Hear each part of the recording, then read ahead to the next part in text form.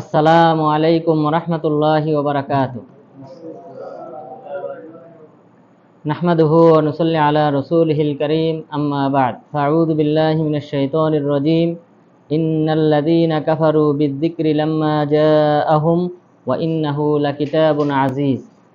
সমস্ত প্রশংসা, সমস্ত গুণগান সেই মহান রব্বুল আলামিনের জন্য, যিনি আমাদেরকে আজকের এই বৃহস্পতিবারের কোরআনের তাফসিরের দার্সে উপস্থিত হওয়ার তৌফিক দান করেছেন। সেই মহান রব্বুল আলামিনের দরগাহে জানাই লাখো কোটি সুজুদ ও শুকরিয়া, আলহামদুলিল্লাহ। দুরুদ ও সালাম বর্ষিত হোক মানবতার মুক্তির দূত মুহাম্মদ সাল্লাল্লাহু আলাইহি ওয়াসাল্লামের উপর। সম্মানিত উপস্থিতি, আজকে ইনশাআল্লাহ আমরা সূরা ফুসসিলাতের 41 থেকে 54 নম্বর আয়াত তথা শেষ পর্যন্ত ইনশাআল্লাহ আমরা তাফসির করব। তো আজকের মূল আলোচ্য বিষয় কোরআন সম্পর্কে, রাসূল সাল্লাল্লাহু আলাইহি ওয়াসাল্লাম সম্পর্কে এবং কিয়ামত সম্পর্কে এবং মানুষের কিছু স্বভাব চরিত্র সম্পর্কে আলোচনা করা হয়েছে।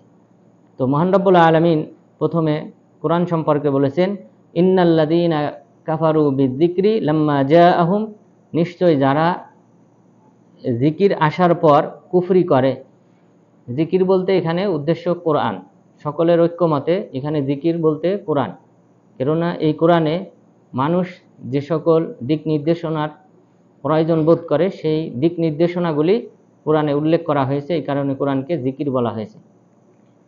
ইন্নাল্লাযীনা কাফারু বিয-যিকরি লাম্মা জাআহুম, নিশ্চয় যারা কোরআন আসার পর এই কোরআনকে অস্বীকার করে তাদের জন্য নিশ্চয়ই শাস্তি নির্ধারিত রয়েছে।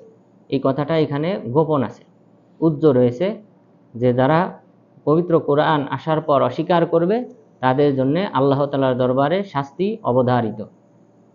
ওয়া ইন্নাহু লাকিতাবুন আজিজ, নিশ্চয় এই কোরআন একটা মহিমান্বিত গ্রন্থ। আজিজ মানে হলো আজিজ ইনদাল্লাহ।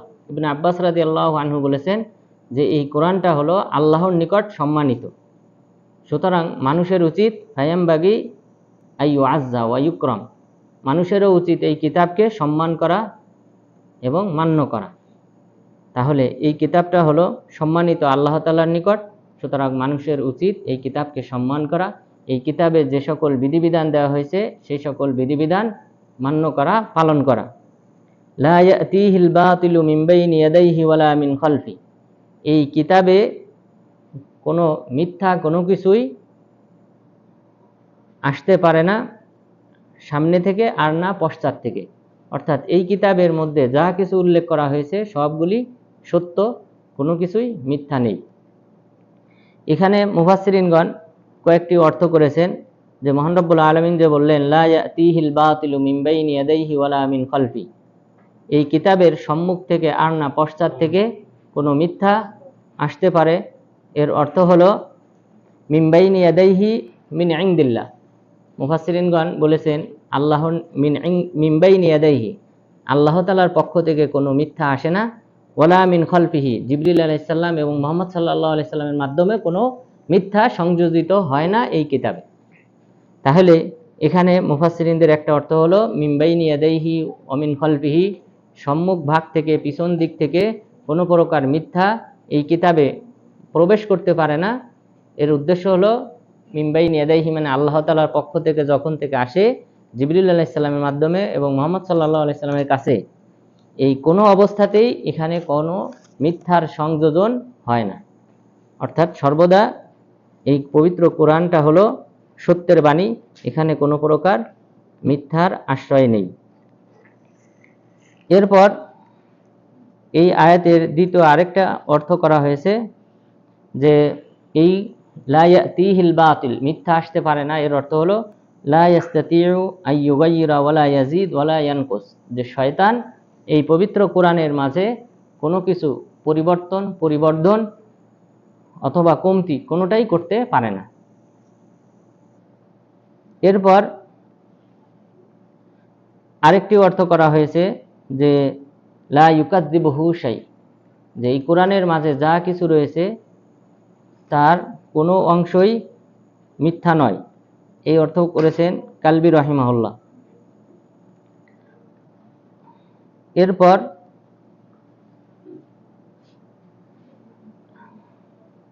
সুদ্দি রাহিমাহুল্লাহ এবং মুকাতিল রাহিমাহুল্লাহ তিনি বলেছেন যে মুনিয়া মিনাশ শাইতান ওয়াল বাতিল, যে এই কোরআনটাকে হেফাজত করা হয়েছে শয়তান থেকে এবং মিথ্যা থেকে, যে শয়তান এখানে কোনো প্রকার কোনো কিছুই সংযোজন বিয়োজন কোনো কিছু করতে পারে না। ইহা থেকে আল্লাহ তাআলা এই কোরআনটাকে হেফাজত করেছেন।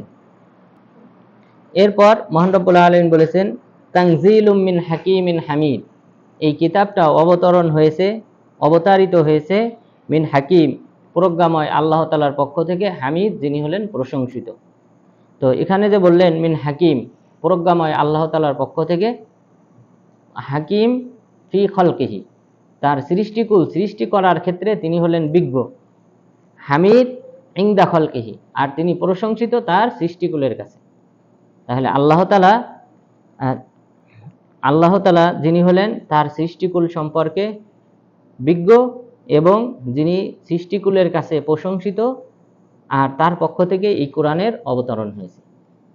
তাহলে তানজিল, এটা অবতরণটা হয় সাধারণত উপর থেকে নিচের দিকে, সুতরাং আল্লাহ তাআলা আছেন উপরের দিকে, সাত আসমানের দিকে। এই দিকটা আল্লাহ তাআলার ক্ষেত্রে, আল্লাহ যে একটা দিকে আছেন, এটা কিন্তু ফিরকায়ে বাতিলা যারা আছে তারা অস্বীকার করে, তারা আল্লাহ তাআলার দিক নির্ণয় করে না। তারা বলে, মুতাজিলা এবং জাহমিয়া, তারা আল্লাহ তাআলা সর্বত্র বিরাজমান এটা বলে, যে সব জায়গায় আছেন, এটা কুফরি মতবাদ।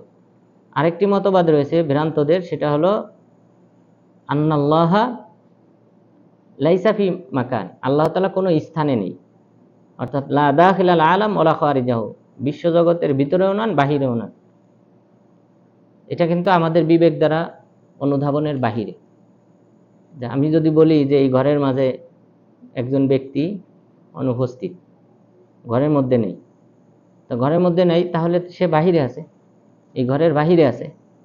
সেটা বাহিরে যে কোনো জায়গা হইতে, অন্য রাষ্ট্র হইতে পারে, অথবা মাটির নিচে মৃতও হইতে পারে, মাটির নিচে কবরস্থ হইতে পারে, কিন্তু এই ঘরের ভিতরেও নাই বাহিরেও নাই, এটা কিন্তু আমাদের বিবেক কখনোই গ্রহণ করে না। তো আল্লাহ তাআলার ক্ষেত্রে আশায়রা এবং মাতুরিদিয়াদের আকীদা হলো আল্লাহ তাআলা কোনো স্থানে নেই, তিনি এই বিশ্বজগতের ভিতরেও নন বাহিরেও নন। তারা আল্লাহ তাআলার স্থানকে তারা অস্বীকার করে, অথচ আল্লাহ তাআলা অসংখ্য আয়াতে তিনি বলেছেন যে তিনি উপরে আছেন, সাত আসমানের উপরে আছেন, আরশে আজিমে আছেন। আরশটা হলো সমস্ত মাখলুকের উপরে। আর আল্লাহ তাআলার একটা নাম হলো আয-যাহির, যার অর্থ হলো লাইসা ফাওকাহু শাই, তার উপরে আর কিছু নাই।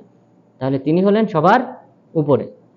তো আল্লাহ তাআলা সেই কথাই বলেছেন তানজিলুম মিন হাকিমিন হামিদ, মহান রব্বুল আলামিন যিনি বিজ্ঞ এবং প্রশংসিত, তার কাছ থেকেই এই কোরআন অবতরণ করেছে, নিচে নেমে এসেছে, পৃথিবীতে এসেছে।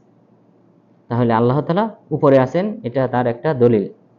এরপর মহান রব্বুল আলামিন রাসূল সাল্লাল্লাহু আলাইহি ওয়াসাল্লামকে সান্ত্বনা দিয়ে বললেন মা ইউকালু লাকা ইল্লা মা ক্বাদ কিলা লির-রুসুলি মিন ক্বাবলিক, যে আপনাকে যা কিছু বলা হয়, যে সকল কষ্টদায়ক কথা বলা হয়, এগুলি ইল্লা মা ক্বাদ কিলা লির-রুসুলি মিন ক্বাবলিক, এই জাতীয় কথা আপনার পূর্ববর্তী নবী রাসূলগণকেও বলা হয়েছিল। এটা হলো একটা অর্থ। আরেকটা অর্থ রয়েছে এর বিপরীত। ইবনু জুরাইজ রাহিমাহুল্লাহ তিনি আরেকটা অর্থ করেছেন যে এর অর্থ হলো মা ইউকালু লাকা ইল্লা মা ক্বাদ কিলা লির-রুসুলি মিন ক্বাবলিক, আপনার কাছে যে ওহী করা হয় তাওহীদের, যে এক আল্লাহর ইবাদত করতে হবে, এই ওহীটা আপনার পূর্ববর্তী নবী রাসূলগণের কাছেও করা হয়েছিল।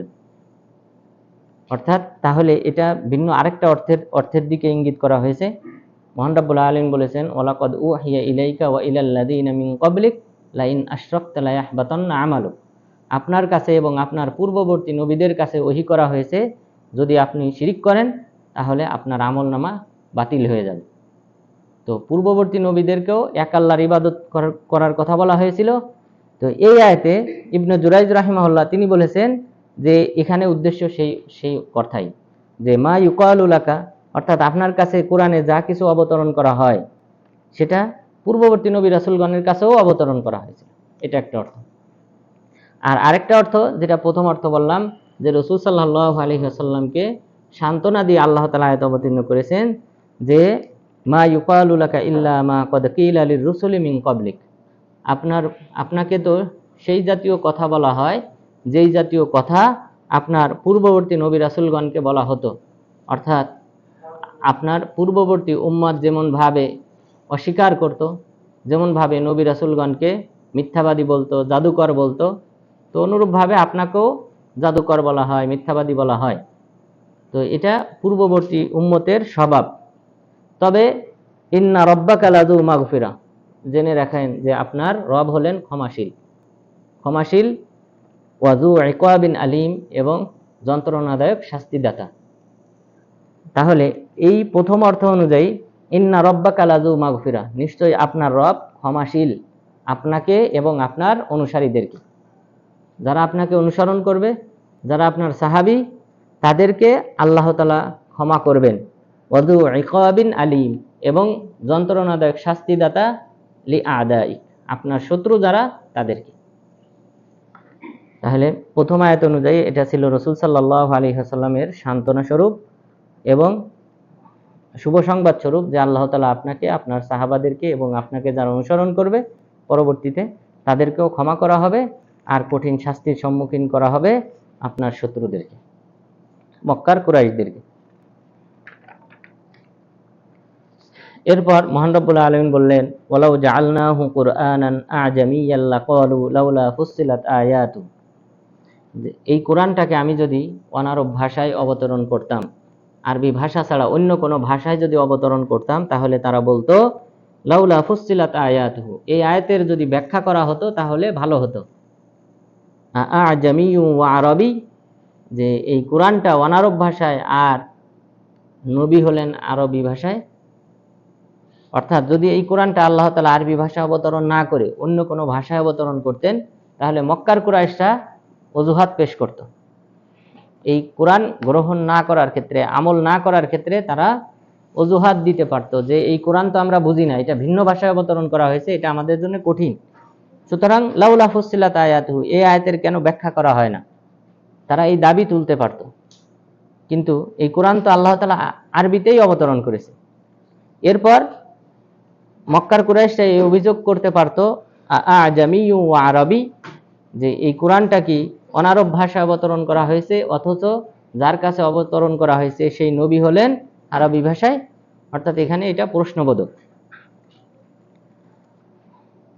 কিন্তু কোরআনটা আল্লাহ তাআলা আরবি ভাষায় অবতরণ করার মাধ্যমে তাদের এই প্রশ্নের উত্তর দিয়েছেন যে কোরআনটা তো আমি আরবি ভাষায় অবতরণ করেছি, যে ভাষাটা হলো তোমাদের ভাষা, এবং এটা স্পষ্ট। কুল হুয়া লিল্লাযীনা আমানু হুদা ওয়া শিফা, হে নবী আপনি বলুন এই পবিত্র কোরআন হলো ঈমানদারদের জন্য পথ নির্দেশিকা, যার মাধ্যমে মানুষ সত্যের সন্ধান পাবে, ওয়া শিফা, এবং মানুষের যে রোগ ব্যাধি আছে সেটার প্রতিকার স্বরূপ। অর্থাৎ মানুষের যে মানসিক রোগ ব্যাধি আছে, শারীরিক রোগ ব্যাধি আছে, এগুলি ভালো হবে এই পবিত্র কোরআন অনুসরণ করার মাধ্যমে। ওয়াল্লাযীনা লা ইউমিনুনা ফি আযানিহিম ওয়াকর, আর যারা আল্লাহ তাআলার প্রতি ঈমান আনয়ন করে না তাদের কর্ণকুহরে রয়েছে বধিরতা, সিফি। ওয়া হুয়া আলাইহিম আমা, আর তাদের জন্য এই কোরআনটা হলো অন্ধত্ব। তাহলে যারা কোরআনের প্রতি ঈমান আনয়ন করে না তাদের জন্য এই কোরআনটা হলো অন্ধত্বের স্বরূপ। উলাইকা ইউনাদাউনা মিন মাকানিন বাঈদ, আর এই সকল ব্যক্তিদেরকে যেন দূরবর্তী স্থান থেকে আহ্বান করা হয়। এটারও দুইটা অর্থ। উলাইকা ইউনাদাউনা মিন মাকানিন বাঈদ, এর দ্বারা উদ্দেশ্য হলো এই যারা কোরআনের প্রতি ঈমান আনয়ন করে না তাদেরকে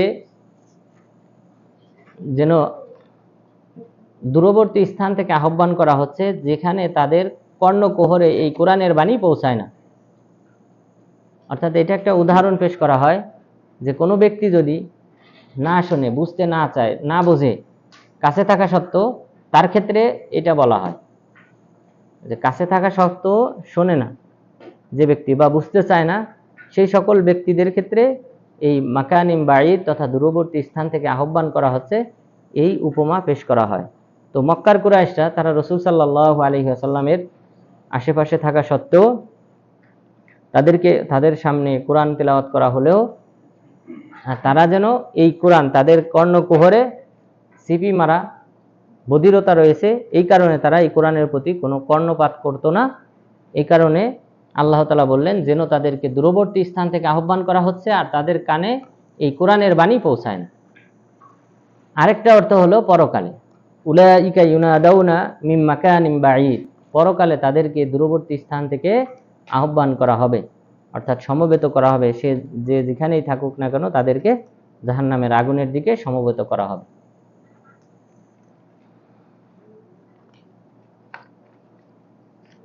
ওয়ালাকাদ আতাইনা মূসাল কিতাবা ফাখতুলিফা ফি, এখন আল্লাহ তাআলা রাসূল সাল্লাল্লাহু আলাইহি ওয়াসাল্লামকে আবার সান্ত্বনা স্বরূপ মূসা আলাইহিস সালামের উদাহরণ পেশ করেছেন যে আমি মূসা আলাইহিস সালামকে কিতাব দিয়েছিলাম তাওরাত, ফাখতুলিফা ফি, এই কিতাবের ক্ষেত্রেও মানুষ মতভেদে লিপ্ত হয়েছিল।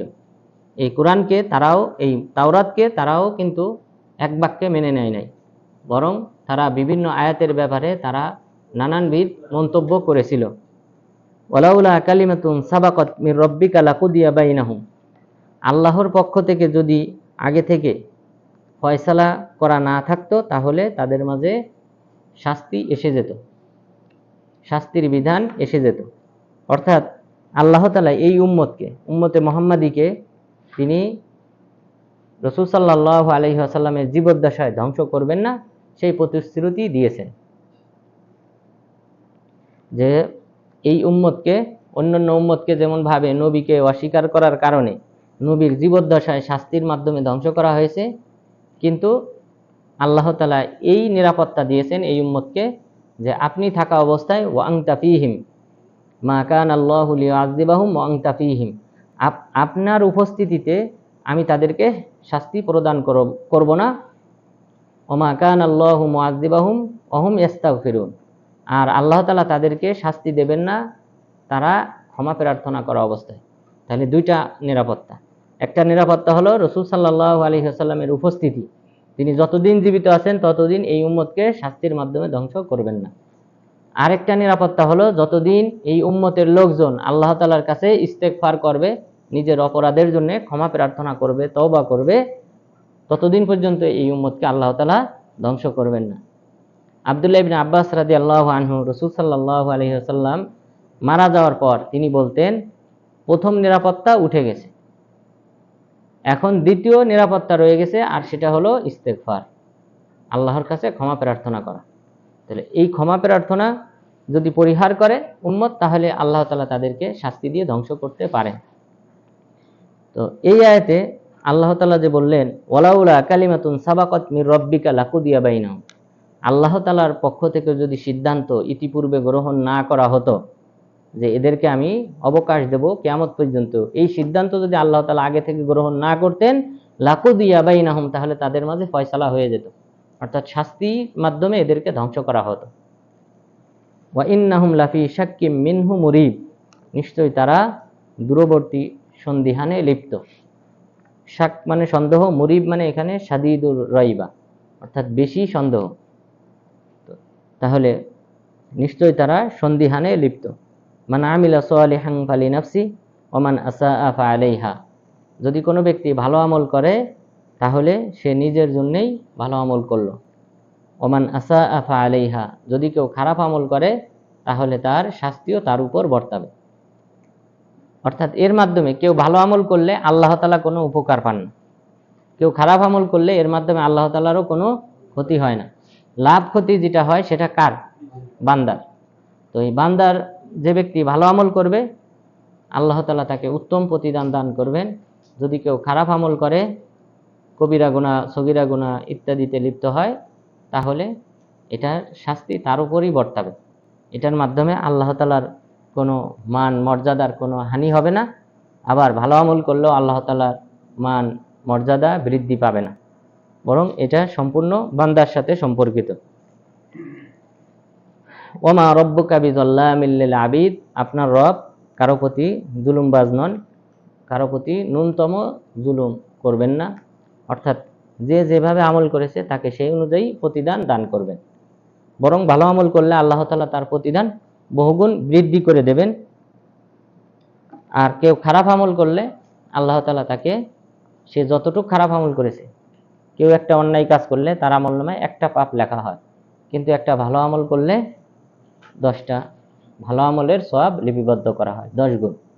সুতরাং কেউ যদি ভালো আমল করে, শিরিক যদি না করে, বিদআত যদি না করে, তাহলে এই ব্যক্তির আমলের সংখ্যাই বেশি হবে, অর্থাৎ মিজানের পাল্লা ভারী হবে, কমবে না। আরেকটা জিনিস রয়ে গেছে, সেটা হলো হাসাদ, হিংসা বিদ্বেষ।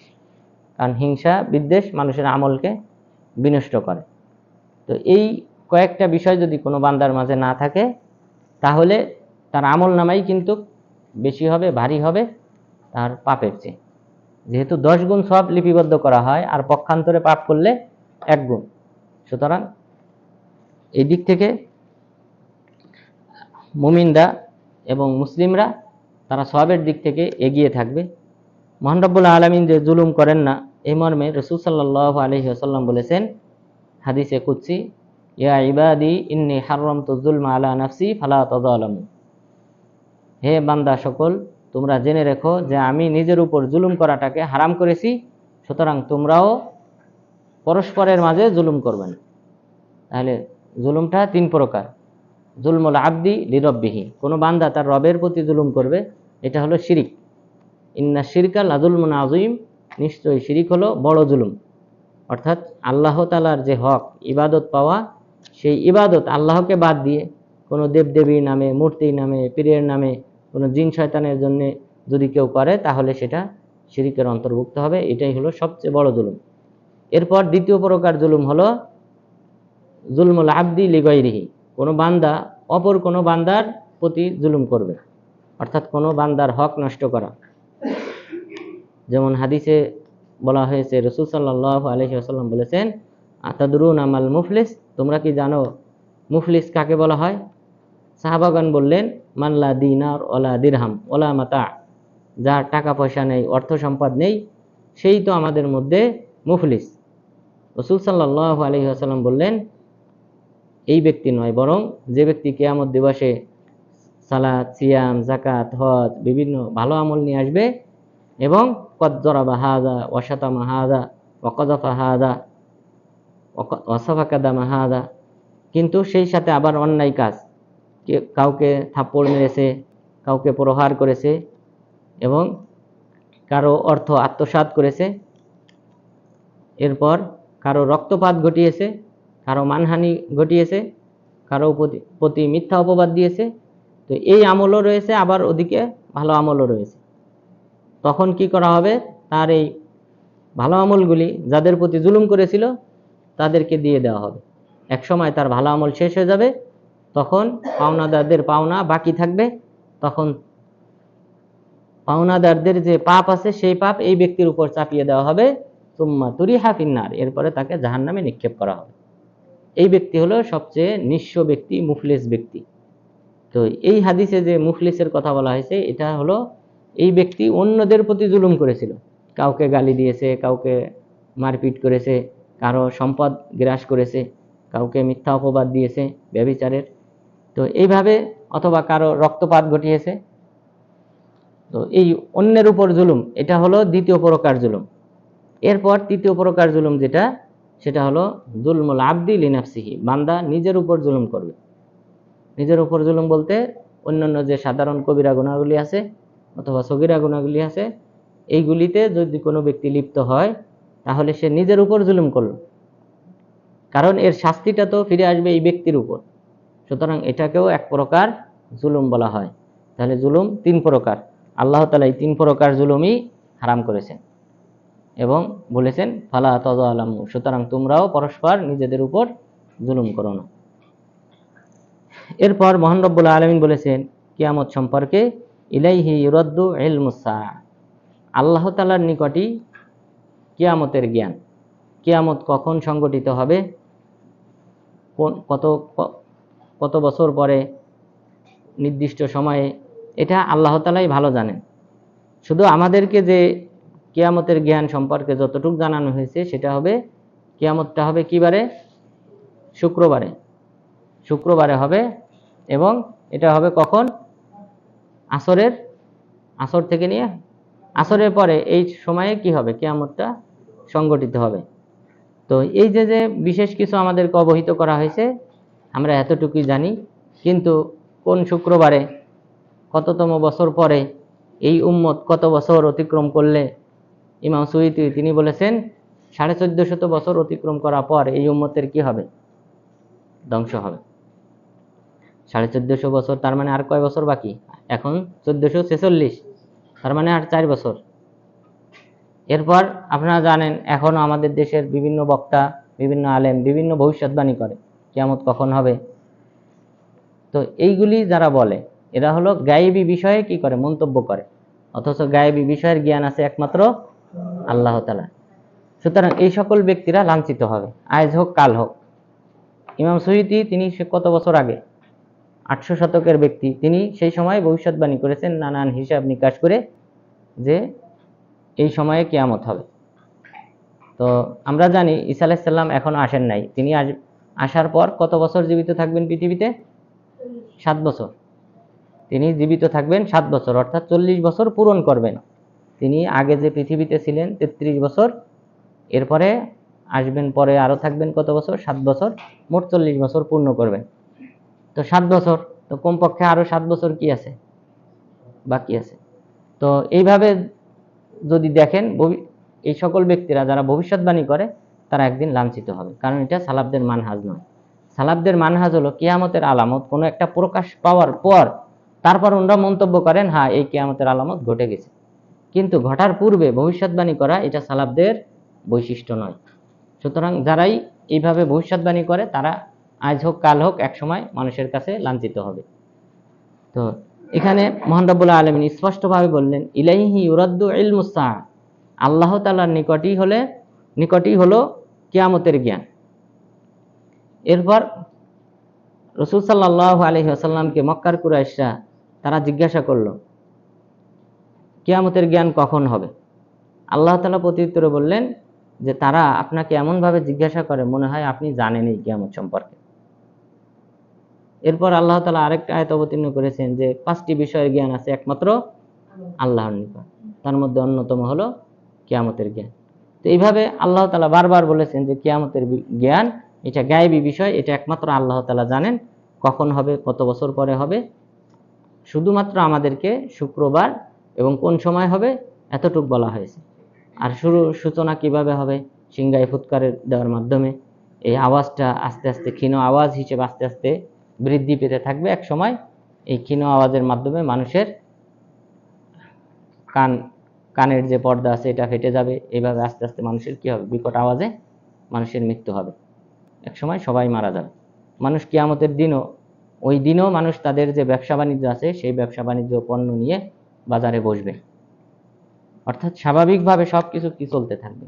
হঠাৎ করে কি আসবে? কিয়ামত সংগঠিত হবে। তো এই জ্ঞানটা একমাত্র আল্লাহ তাআলার নিকটই রয়েছে। এবং আল্লাহ তাআলার জ্ঞানের পরিধি সম্পর্কে আল্লাহ তাআলা আরো কিছু উদাহরণ দিয়েছেন। ওমা তাখরুজু মিন সামারাতিম মিন আকমামিহা, এবং যে সকল ফলমূল তার আবরণ ভেদ করে বের হয়, অর্থাৎ যে সকল ফুল থেকে কড়ি বের হয়, ছোট ফল হিসেবে বের হয়, এই যে আবরণ থেকে এই ফলটা বের হয়। ওমা তাহমিলু মিন উনসা ওয়ালা তাদউ ইল্লা বিইলমি, আর কোনো মহিলা তার মাতৃগর্ভে যা ধারণ করে, বহন করে এবং যা সে প্রসব করে, উভয়টাই আল্লাহ তাআলা জানেন, আল্লাহ তাআলার জ্ঞানের বাহিরে নয়। তাহলে যে সকল ফলমূল আবরণ থেকে বের হয় এবং যে সকল মহিলারা তাদের মাতৃগর্ভে যা কিছু বহন করে এবং যা কিছু ভূমিষ্ঠ করে সন্তান, সেটা ছেলে হোক মেয়ে হোক, যা কিছু, অথবা তৃতীয় লিঙ্গের হোক, যা কিছুই তারা গর্ভে ধারণ করে এবং প্রসব করে, সব কিছুই আল্লাহ তাআলার ইলমে রয়েছে। অর্থাৎ আল্লাহ তাআলা আগে থেকেই এগুলি জানেন। কিন্তু মুতাজিলারা, তারা এই ফিরকারা, তারা এটা বিশ্বাস করে না। তারা মনে করে কোনো কিছু পৃথিবীতে ঘটার পর তারপর আল্লাহ তাআলা জানেন। নাউযুবিল্লাহ। অর্থাৎ আল্লাহ তাআলা যে মানুষের তাকদীর 50,000 বছর আগে লিপিবদ্ধ করেছেন এটা তারা অস্বীকার করে। ওয়ায়াউমা ইউনাদিহিম আইনা শুরাকাই ক্বালু আযান্নাকা মা মিন্না মিন শাহীদ, এবং কিয়ামত দিবসে আল্লাহ তাআলা ঘোষণা দেবেন যে আইনা শুরাকাই, আমার শরিকরা কোথায়, যাদেরকে তোমরা মনে করতে যে এরা আমার শরিক এবং তারা কিয়ামত দিবসে তোমাদের সপক্ষে সুপারিশ করবে, সেই সকল শরিকরা কোথায়? ক্বালু আযান্নাকা মা মিন্না মিন শাহিদ, তখন তারা বলবে আমরা তো আপনাকে জানিয়েছি, অবহিত করেছি যে আমরা এই বিষয়ে কিছুই জানি না। অর্থাৎ তারা কিয়ামত দিবসে অস্বীকার করবে যে আমাদের কোনো শরিক ছিল না, আমরা কাউকে শরিক বানাই নাই। কিয়ামত দিবসে তারা অস্বীকার করবে। আল্লাহ তাআলা বললেন অদল্লা আনহুম মা কানু ইয়াদউনা মিন ক্বাবলু, ইতিপূর্বে তথা পৃথিবীতে তারা থাকা অবস্থায় যাদেরকে আহ্বান করত, যাদেরকে ডাকতো, যাদের কাছে সাহায্য চাইতো, তারা সবাই উদাও হয়ে যাবে। ওয়াজান্নু মা লাহুম মিন মাহিস, এবং তারা জানতে পারবে আজ তাদের জাহান্নাম থেকে মুক্তি পাওয়ার কোনো উপায় নেই।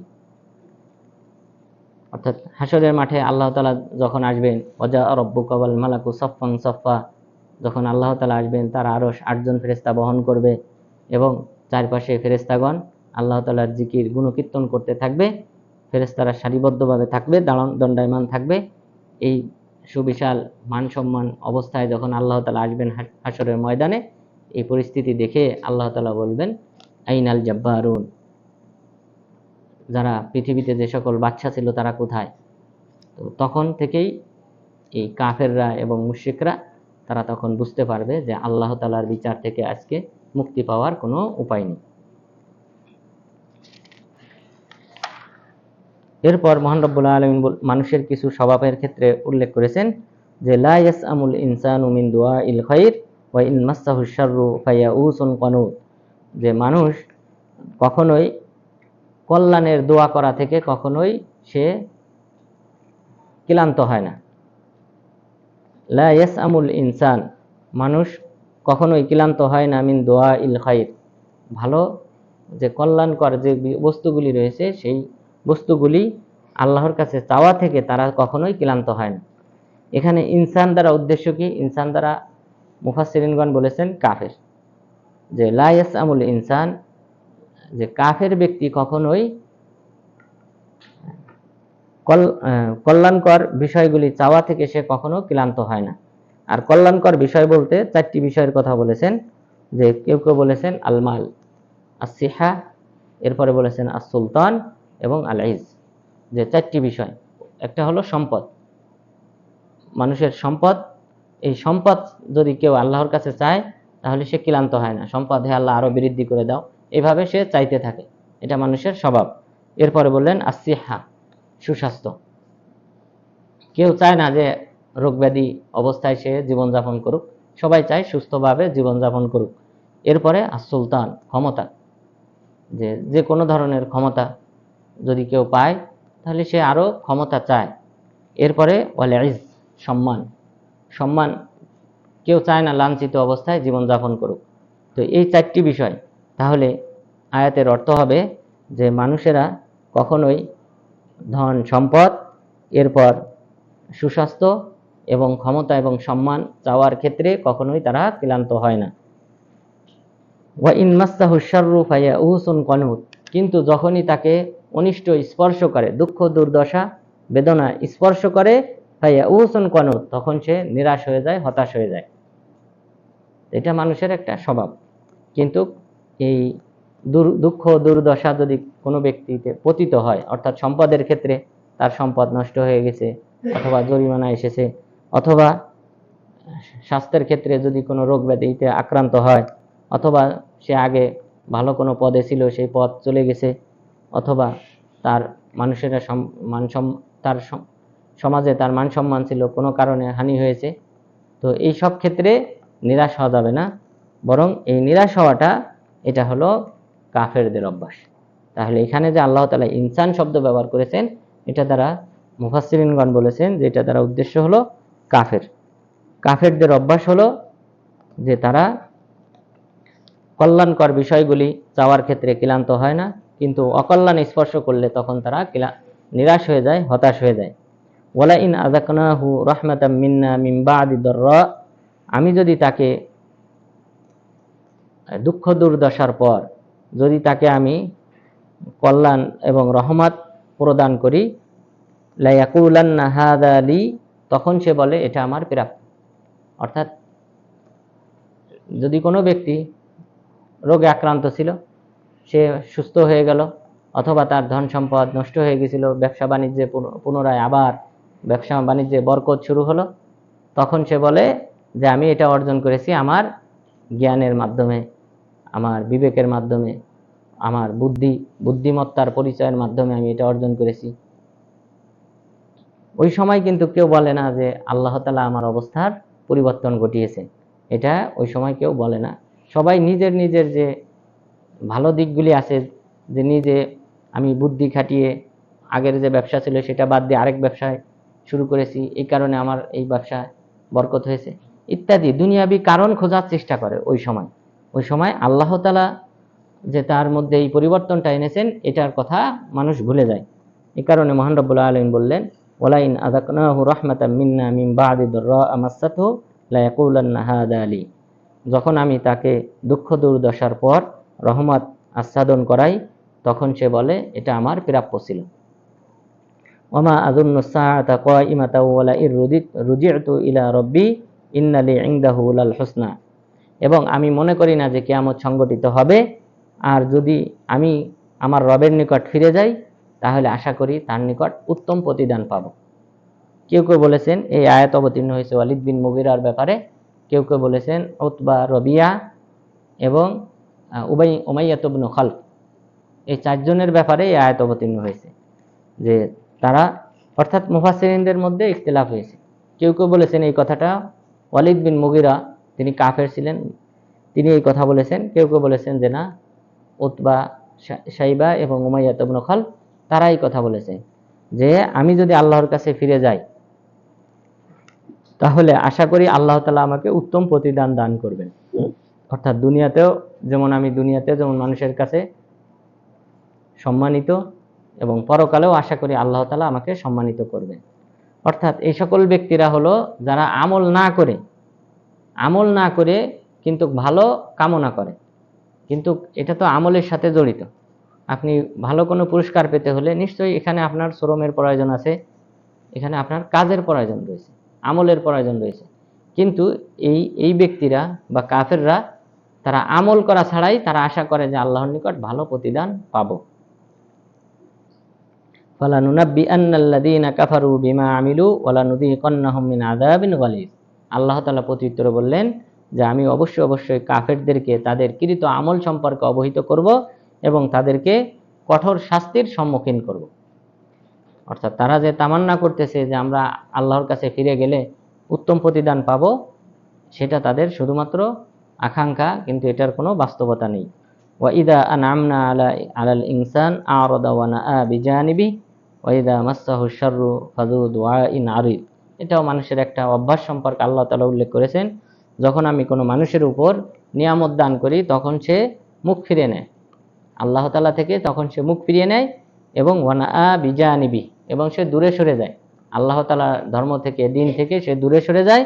ওয়াইদা মাসসাহু শাররু ফাযু দুআইন আরিদ, এবং যখন তাকে অকল্যাণ এবং দুঃখ দুর্দশা যখন তাকে গ্রাস করে নেয় তখন সে লম্বা টাইম দোয়া করে।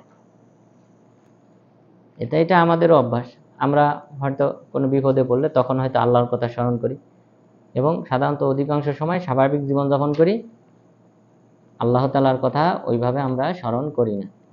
তো এটা আমাদের শুধু কাফেরদের অভ্যাস না, বরং এটা আমরা মুসলিমদেরও অভ্যাস। সুতরাং আমাদেরকে ভালো অবস্থায় এবং মন্দ অবস্থা উভয় অবস্থাতেই আল্লাহ তাআলার কথা স্মরণ রাখতে হবে। এরপর মহান রব্বুল আলামিন বললেন, কুল আরাআইতুম ইন কানা মিন ইনদিল্লাহ সুম্মা কাফারতুম বিহি। আবার কোরআনের কথা, অর্থাৎ প্রথম থেকেই কিন্তু কোরআনের কথাই চলতেছে। এরপর পুনরায় আবার কোরআনের দিকে আল্লাহ তাআলা মানুষকে দৃষ্টি ফিরিয়েছেন যে কুল আরাআইতুম ইন কানা মিন ইনদিল্লাহ, তোমরা কি মনে করো যদি এই কোরআনটা আল্লাহ তাআলার পক্ষ থেকে আসে, সুম্মা কাফারতুম বিহি, এরপর যদি তোমরা কুফরি করো, তাহলে মান আদাল্লু মিম্মান হুয়া ফি শিকাকিন বাঈদ। মানে কোরআনটা এসেছে আল্লাহর পক্ষ থেকে, এটা তোমরা নিশ্চিত হওয়ার পর যদি কেউ কুফরি করে, তাহলে তার চেয়ে আর পথভ্রষ্ট কে হতে পারে? যে ব্যক্তি ঘোর বিরোধিতায় লিপ্ত, যেই কোরআনের ঘোর বিরোধিতায় লিপ্ত, সেই ব্যক্তির চেয়ে বেশি পথভ্রষ্ট আর কে হতে পারে? যে এই কথা জানে যে কোরআনটা আল্লাহর পক্ষ থেকে এসেছে, অর্থাৎ তার চেয়ে আর পথভ্রষ্ট কোনো ব্যক্তি নেই। সানুরিহিম আয়াতিনা ফিল আফাক ওয়া ফি আনফুসিহিম হাত্তা ইয়াতাবায়্যানা লাহুম আন্নাহুল হক। অচিরেই আমি তাদেরকে বিভিন্ন নিদর্শনাবলী দেখাবো বিভিন্ন দিগন্তে, এবং তাদের নিজেদের মধ্যে যেন তাদের কাছে স্পষ্ট হয় যেন এই কোরআন সত্য। এই কোরআন যে সত্য, আমি তাদেরকে বিভিন্ন নানানবিধ নিদর্শন দেখাবো। তো নানানবিধ নিদর্শন আল্লাহ তাআলা, যেমন শাক্কে কমার, চন্দ্র বিদীর্ণ হয়েছিল, তাদেরকে দেখিয়েছিলেন এই মুআজিজা, কিন্তু তারপরেও তারা ঈমান আনয়ন করে নাই।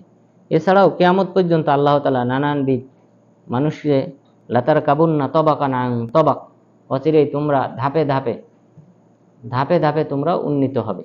অর্থাৎ আল্লাহ তাআলা নিজের সম্পর্কে এই মানুষের এই জ্ঞান বিবেক আরো ধীরে ধীরে আরো বৃদ্ধি করবেন। এক সময় মানুষ আল্লাহ তাআলা সম্পর্কে আরো বেশি অবহিত হতে পারবে। তো এখনো যে সকল নিদর্শনাবলী রয়েছে ফিল আফাক, বিভিন্ন দিগন্তে, অফি আনফুসিহিম, নিজেদের মধ্যে, আল্লাহ তাআলা মানুষকে বিশেষভাবে সৃষ্টি করেছেন। আল্লাহ তাআলা মানুষের মধ্যে যে সকল নিয়ামত দিয়েছেন, চক্ষু, কর্ণ, এরপর জিহ্বা, মানুষের জিহ্বাতে 3000-এর উপরে স্বাদগ্রাহী তন্ত্র আছে, যে কারণে আমরা বিভিন্ন ফলমূল খাই, বিভিন্ন খাবার খাই, বিভিন্ন স্বাদ পাই।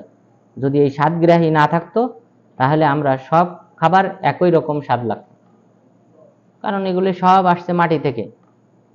তো মাটি থেকে আল্লাহ তাআলা বিভিন্ন স্বাদের বানিয়েছে, এটা আল্লাহ তাআলার এটা বিশেষ নিয়ামত।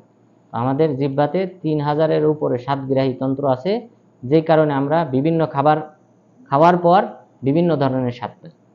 এটা আল্লাহ তাআলার একটা নিদর্শন, যেটা আমাদের নিজেদের মধ্যেই রেখেছে।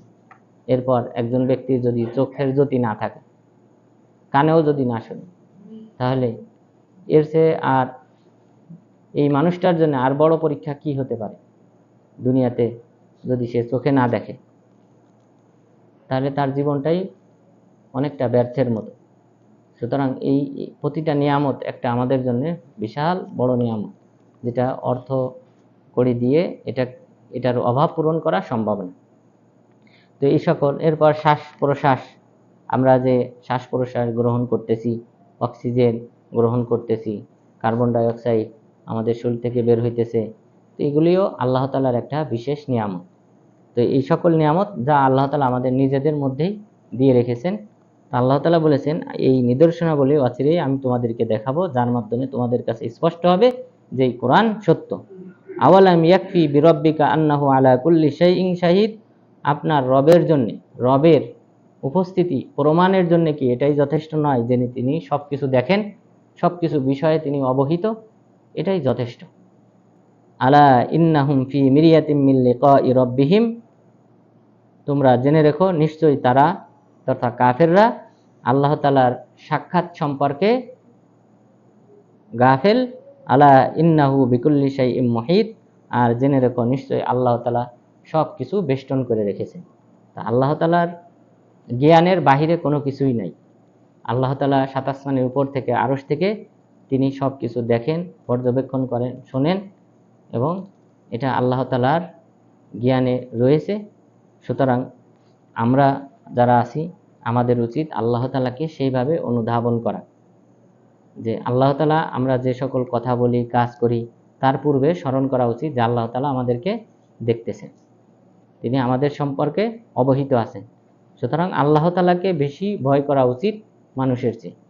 অনেক সময় মানুষ কোনো একটা অন্যায় করতে গেলে মানুষের সামনে করতে লজ্জা পায়, কিন্তু এই চিন্তা করে না যে মানুষের চেয়ে বেশি ক্ষমতাধর আল্লাহ তাআলা, তিনি আমাদেরকে দেখতেছেন। তো আল্লাহ তাআলা এই কারণে বললেন ইন্নাহু বিকুল্লি শাইইন মুহিত, আল্লাহ তাআলা সব কিছু সম্পর্কে পরিবেষ্টন করে রেখেছেন এবং সব কিছু সম্পর্কে অবহিত আছেন। আর কাফেররা যে পথভ্রষ্ট, তার পিছনে অন্যতম কারণ হলো কিয়ামত দিবসে যে আল্লাহ তাআলার সাথে সাক্ষাৎ হবে, তারা এই সাক্ষাতের ব্যাপারে গাফেল। তো আমরাও যদি আল্লাহ তাআলার সাক্ষাতের দিবস, পরকালের দিবস, বারজাখী জীবনের কথা স্মরণ করি, তাহলেও আমাদের আমলের পরিমাণ বৃদ্ধি পাবে এবং আল্লাহর প্রতি ইখলাস, ভালোবাসা, শ্রদ্ধাবোধ বৃদ্ধি পাবে।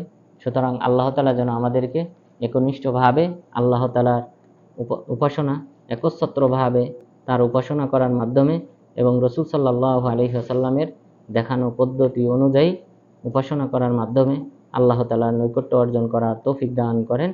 আমিন। ওয়া আখিরু দাওয়ানা আনিল হামদুলিল্লাহি রাব্বিল আলামিন।